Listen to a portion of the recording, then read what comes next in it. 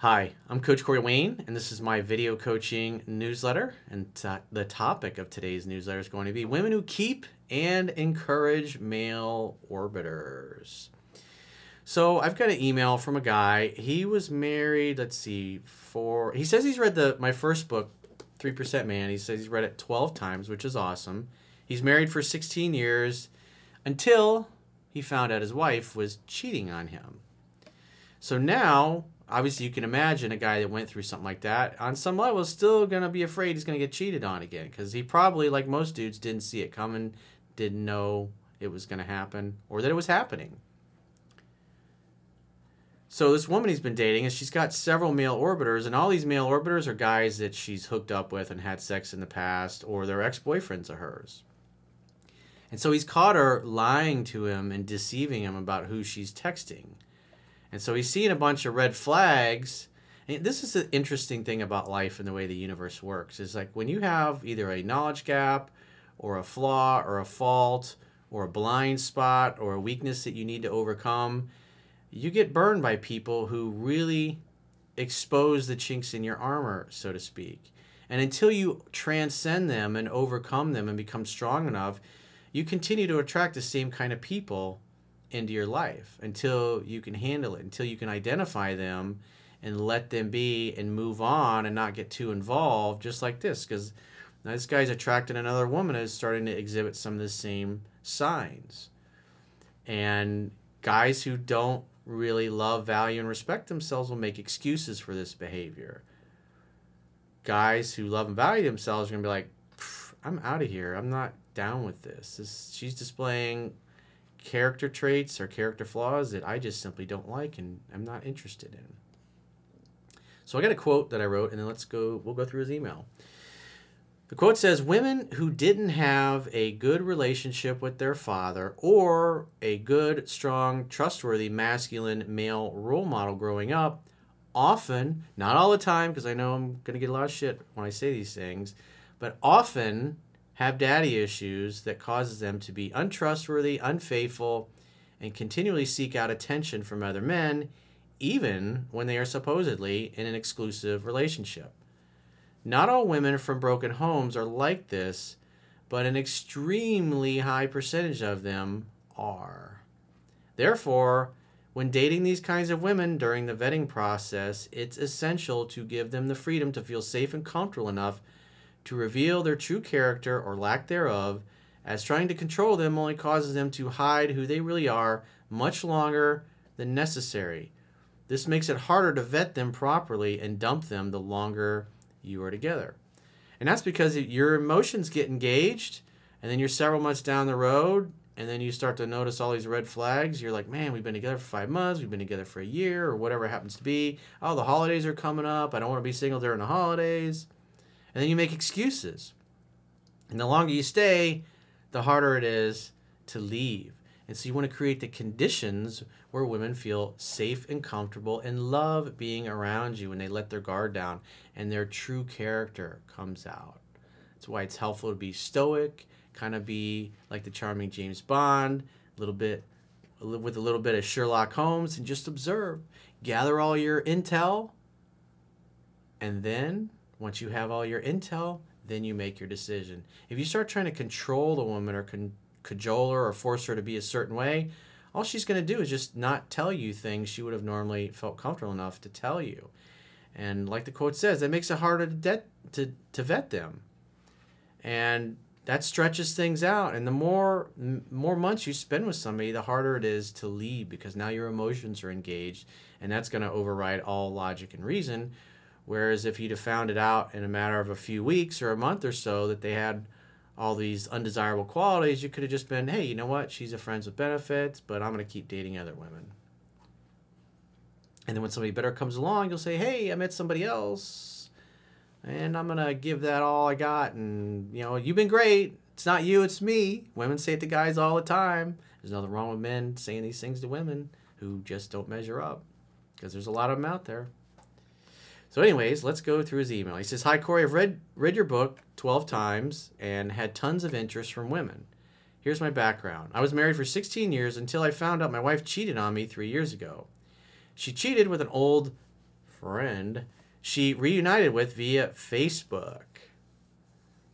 This situation has brought me from a confident alpha to an insecure worrier. Well, what you fear you attract. Congratulations. But what you look at disappears. And that's why you gotta just be very matter of fact when it comes to dating and vetting. It's like, I'm gonna see what she's like. I'm gonna assume she's a good girl and a good person, and I'm gonna treat her as such, but I'm gonna sit back and I'm gonna observe. And if I see any shady shit or wacky ass behavior, then I will pull the plug at a time and place of my choosing. Since then, I've met an amazing woman who is 15 years younger than me. I'm 40. No, she's amazing. Really? Well, when we get through the rest of this email, we'll see if you guys think she's amazing. I'm 49 and she's 34. We had an instant connection and we are highly attracted to each other mentally, emotionally, and physically. We've been together for almost 5 months, are in love, yikes, and spend almost all of our free time together willingly. We can't get enough of each other. So the emotions are overriding all the logic and the reason. This is why you take your time. Like Rumi says, slow and steady, like the river that never grows stale. No hurry, no rush. We treat each other very well. However, I found out that she was still texting with her ex-boyfriend who she saw for on and off for about 2 years. He still wanted her back. He's currently married. Ooh, that sounds really healthy. That sounds like Jerry Springer-ish type stuff. Anyways, back to our regularly scheduled email. I saw some texts. He was asking why she wouldn't see him but would text him. She told him to leave her alone. Well, that's a good sign. However, she would still entertain him with text replies. Her text back seemed to be 1 or 2 word replies. Okay, so that shows low interest. Maybe she's just doing it to be nice because of their history together. But the bottom line is she has a married ex-boyfriend who is trying to get her back, apparently, or trying to hook up with her or spend time with her. The main problem is, when I saw his name come up, she said it was a lady friend. Ooh, red flag. She lied about it on 3 separate occasions. This is why you keep your mouth shut and you just pretend like you don't see anything. Oh, I didn't notice that. Oh, there's another guy's name popping up in her phone. I wonder what that could be.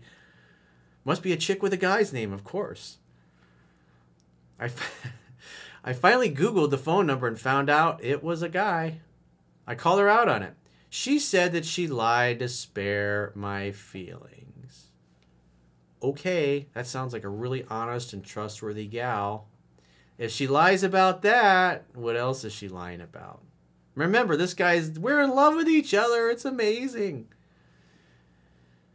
I know I'm fucking savage. But who's going to tell you the truth? Anybody other than the coach? Because I'm sure you got plenty of people in your life going, oh, if it's meant to be, it'll work out. It'll be fine. It's fine. It's fine. She said that he means nothing, did nothing, haven't seen him, and doesn't tell him that she wants him in any way. She tried to justify her lying. That's what liars do. Just like all the stuff they've told us over the last 18 months. If you get the jab, we can go back to normal. Right? Doesn't seem like things have gone back to normal, have they? Yeah, lying politicians are going to lie. What a shock. She texted him in front of me and told him to never contact her, then blocked his number and deleted his number in front of me. Well, you won't know unless she stays permanently deleted. And that's why you got to make her think, hey, the coast is clear. My reaction was fairly harsh. I said some things that were mean. Now she thinks that I'm controlling and possessive. I wonder if she has other men behind the scenes. Well, like Gerald Celente of the Trends Research Institute says, current events form future trends. To make things worse, I have an issue with her having a male best friend of 10 years. They talk via text every day. He's an ex-boyfriend from 10 years ago. They dated a short time back then. I'm sure he probably still wants to get in there and beat up her pelvis. About 6 years ago, they hooked up for sex after a party. See? Yeah. Exactly. You don't have to worry about him. He's just a friend.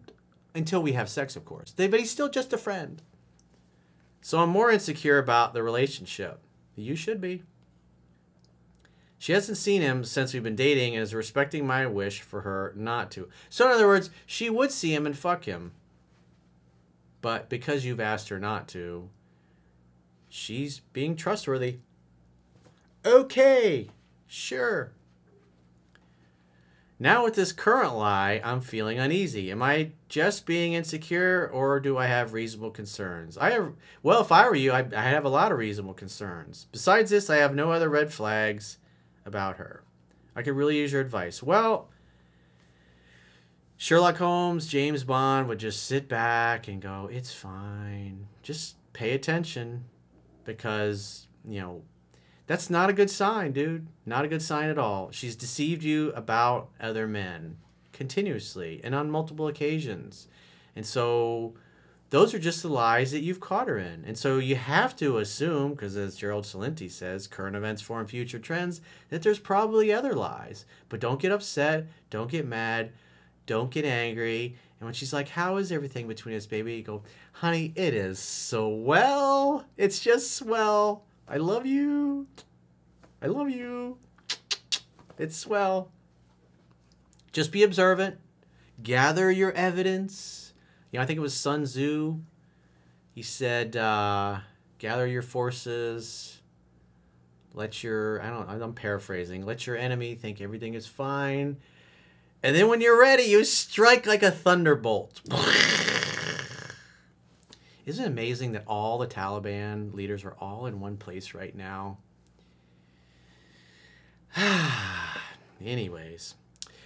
So that's what I would do if I were you.